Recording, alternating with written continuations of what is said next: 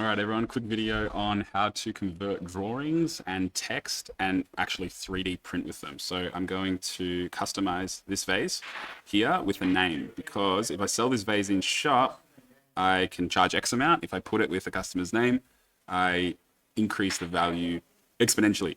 So let's download and open this one. I've got an A1, so I've selected that. You can see that it's Artput Mini, put on A1. All right, and then I'm basically wanting to add a little customization on this inside face here. So I'm going to jump over to Inkscape.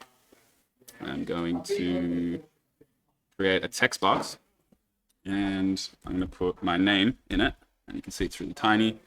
I'm going to zoom in a little bit, and I'm going to change this to millimeters. So if there's my name, but I want to make it much bigger. So instead of it being only 7 millimeters tall, I'm going to say 15 or something like that.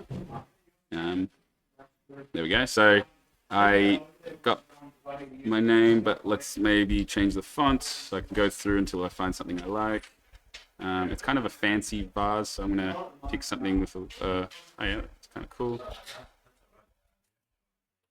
All right, there we go. I like this one. So you can see I've got it here. We can always resize it if we need to, but I'm going to save that to the desktop. And I also want to add like an image of something. So if I want to do that, I can quickly jump over here, and I really like, Australian native plants. So I'm going to go plants for the bottle brush. It's one of my favorite trees. And I'm going to grab an image of it. Well, let's grab a SVG file of it, so we can get like, a background that's transparent. Perfect. So I'm gonna copy this one, go back over to Inkscape, chuck it in here, and you can see it's really big. Make that smaller, much smaller, and chuck it here. Now, if I click on the image and go to Path, Trace Bitmap, you can see that I've got this preview here, and I can change the kind of exposure region, and you can see this is like a really simple image. So once I'm happy with what I like, I hit apply, and you can see it's overlaid.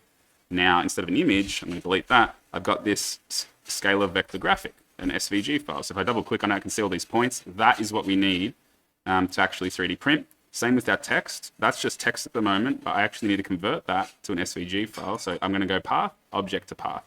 And now if I double click on it, it's converted to all these points. So save that again, jump over to Bamboo Studio, and I'm going to drag that onto my part. Well, I actually need my part selected first. I'm going to drag that onto my part and put it there. And you can see that it's kind of raised it up 10 mil. It doesn't look very good.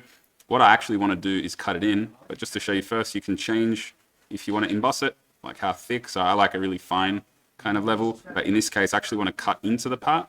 And right now it's kind of doing it straight. It's kind of weirdly embedded in the surface around this midpoint. If I click use surface, it'll actually curve. Can you see that? Curves to that surface. So I'm just going to cut it in there by 1 millimeter. And now if I hit slice,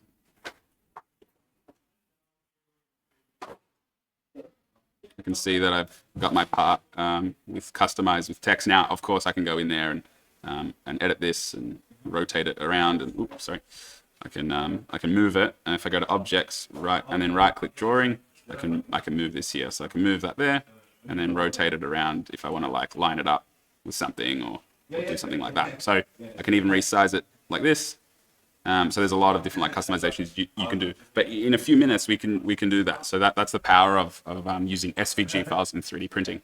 Cheers, guys. We'll see you in the next video.